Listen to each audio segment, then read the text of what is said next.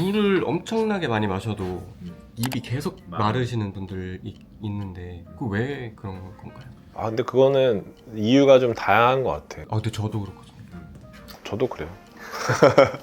여러 가지 이유가 있을 수 있을 것 같아요. 전신적으로는 예를 들면 약을 먹거나, 특히 저는 봄, 가을에 그런데 콧물이 막 나니까 항히스타민 약을 먹는단 말이에요. 근데 항히스타민 약을 먹으면은 막 온몸이 바싹바싹 말라. 물을 마셔도 그렇고. 아니면은 뭐 우울증 약이라든지 당뇨약이라든지 약을 많이 복용하시는 분들, 약 많이 드시는 분들은 침이 좀 잘 안 나오거든요. 이런 분들은 물을 많이 마셔도 그렇고, 피디님도 아마 긴장을 많이 해서 그런지 않을까? 저도 일할 때 항상 긴장하고, 피디님도 집중하거나 막 스트레스 받거나 그러면 긴장하잖아요. 근데 예전에 학교 다닐 때 양리학이었나? 교감신경과 부교감신경을 족보처럼 외우는 게 있는데, 교감신경이 활성화되면은 사람이 쭈뼛쭈뼛하고 온몸이 바싹 마르고 막 이런 게 나온단 말이에요. 긴장했을 때 증거란 말이에요. 그러니까 교감신경이 너무 활성화되면은 입이 마르고 침이 바싹바싹 마르는 게 있죠. 그건 전신적인 얘기고, 국소적으로 봤을 때는 뭐 내 침샘에 문제가 있거나, 어쨌든 입이 마른다는 거는 침이 잘 안 나온다는 얘기인데, 침샘 자체가 문제가 있을 수 있고요.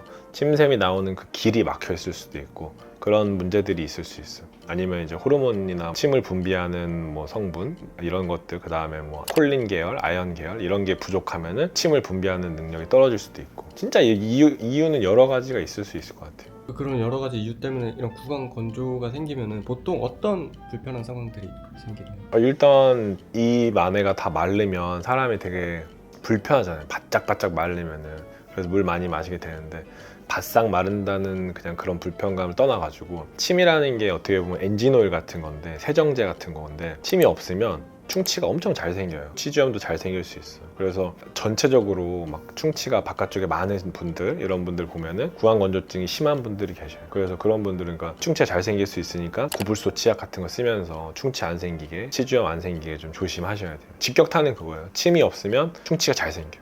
쇼그렌 증후군이라는 것도 있더라고요. 쇼그렌 증후군은 그러니까 어떻게 보면 구강 건조증이 쇼그렌 증후군의 증상 중에 하나죠. 쇼그렌 증후군은 구강 건조증, 안구 건조증, 그 다음에 관절염 이런 게 같이 왔을 때를 쇼그렌 증후군이라고 하는데, 그러니까 면역 질환이거든요. 쇼그렌 증후군은. 그래서 그 면역 질환으로 인해서 눈물샘들 공격하고 우리 침샘을 공격하고, 그 다음에 관절염을 동반하면서 이 세 가지가 다 나타나야 쇼그렌 증후군이라고 하거든요. 그러니까 구강 건조증은 어떻게 보면 쇼그렌 증후군의 증상 중에 하나예요. 구강 건조증이 엄청 심한데 그게 쇼그렌 증후군일 수도 있는 거네요. 습관으로는 해결이 안 되는 거죠. 그렇죠. 그러면은 그거는 검사를 받아보는 게 좋겠지. 내가 구강 건조증도 있는데 눈도 되게 뻑뻑하고 그런 것 같다. 그러면은 대학병원 가가지고 검사를 좀 받아보시는 게 좋죠. 왜냐면은 그런 뭐 필로카핀이나 이런 약은 일반 사람들이 약국에서 그냥 살 수 있는 게 아니니까. 근데 저도 찾아보면 쇼그렌 증후군은 자가 면역 질환 같은 거니까 아직 뚜렷한 본질적인 처치 방법이 없어요.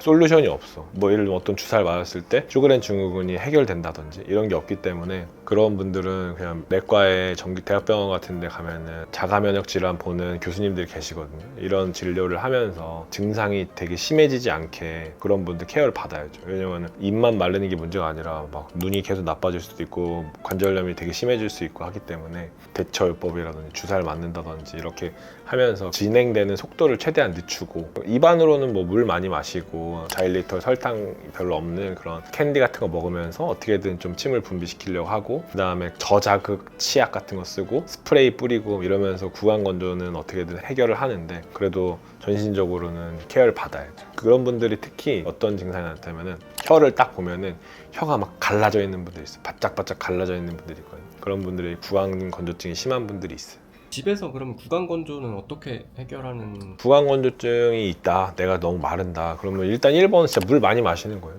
하루에 막 한 2리터씩 물 많이 마시고, 그 다음에 영양 보조제 같은 것 중에서도 콜린이나 아니면 뭐 아연 이런 것들이 좀 침 분비를 좀 도와준다고 돼 있고, 계란을 좀 먹고, 그 다음에 여기 침샘이 여기 이하선이라는 게 있고 악하선이라는 게 있거든요. 요쯤에 큰 침샘이 있고 이쯤에 침샘이 있어요. 이런데 마사지 많이 해주고 그런 거죠. 그 다음에 뭐 사탕 같은 거 좀 먹고, 사탕을 뭐 신 거, 레몬 같은 거 먹으면은 침샘 분비가 좀 더 도움이 되거든요. 우리가 할 수 있는 거는 그 정도 수준이에요. 아니면은 아까 말씀드린 것처럼 충치가 잘 생길 수 있으니까, 보통 40대 넘어가면 충치 잘 안 생기거든요. 근데 40대, 50대인데도 충치가 엄청 심해지시는 분들은 구강 건조증의 가능성이 진짜 있어요. 그러니까 그런 분들은 고불소 치약 쓰면서 충치 진행 안 되게 조심하셔야죠. 40, 50대인데도 충치가 그런 분들이 실제로 있나요? 있어. 이런 분들 같은 경우에는 구강 건조증도 의심해봐야 되는 거죠. 뭐 아니면은 뭐 탄산음료 같은 거 너무 많이 먹었거나 진짜 침이 잘 안 나오는 거나 구강 건조를 좀 의심해보거나. 그럼 물을 많이 마실 때 한 번에 많이 마시는 거랑 조금씩 여러 번 마시는 거랑 뭐가 더? 저는 그냥 꾸준히 계속 마시는 게 좋을 것 같아요. 원샷으로 1리터 때려도 그거 다 마시고 나면은 입이 건조한 느낌이 나잖아. 계속 마시는 게 좋을 것 같아요. 텀블러 같은 거에 두고.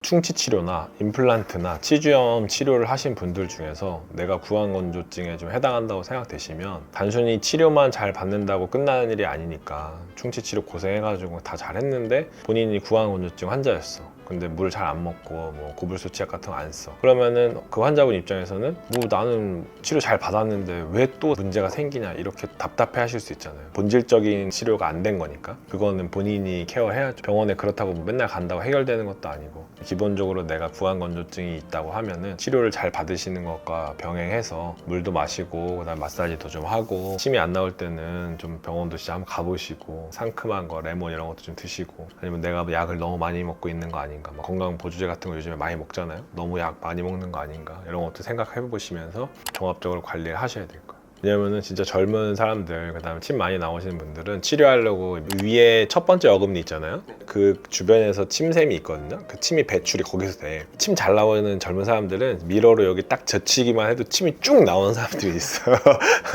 근데 이제 어르신들은 침이 안 나와. 진짜 딱 치료하려고 이렇게 하면은 미러를 젖기면 막 이러신단 말이야. 바짝바짝 말라 있으니까. 할머니 할아버지들은 제가 치료할 때 레몬이나 레몬 사탕 같은 거 좀 드세요. 드시면서 지내세요. 얘기해줘.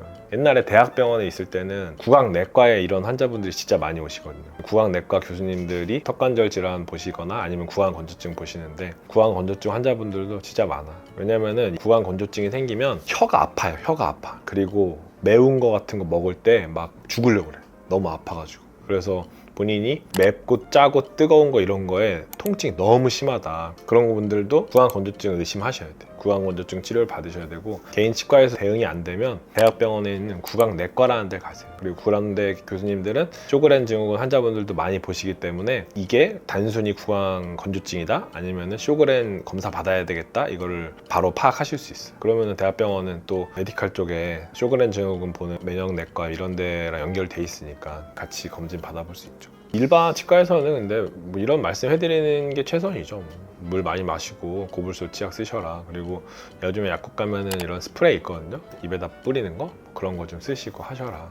치과에서는 의사가 이 환자가 생긴 충치나 치주염이나 이런 것들이 구강건조증과 연관이 있겠다 없겠다를 판단해 줄 수 있는 거지 일반 치과에서 그 환자분한테 맨날 오시라고 해가지고 뭘 치료해 주거나 그건 사실 딱히 별로 없어. 대학병원에 가도 마찬가지. 대학병원 가면은 그래도 이제 일반 약국에서 구하기 어려운 구강건조증 환자를 위한 뭐 스프레이라든지 뭐 치약이라든지 바르는 약이라든지 뭐 이런 것들을 더 많이 구비하고 있고 그다음에 교수님들이 이제 명확하게 가이드는 주시죠. 당신은 구강건조증입니다. 이렇게 하셔야 됩니다. 뭐는 하면 안 됩니다. 아니면은 전신적으로도 문제가 있는 것 같으니까 이런 걸 좀 내과 선생님이랑 얘기해 봅시다. 뭐 이런 거 하지 병원을 간다 해서 구강건조증이 치료된다 이건 아니에요. 이건 치료라는 게 없는 거예요.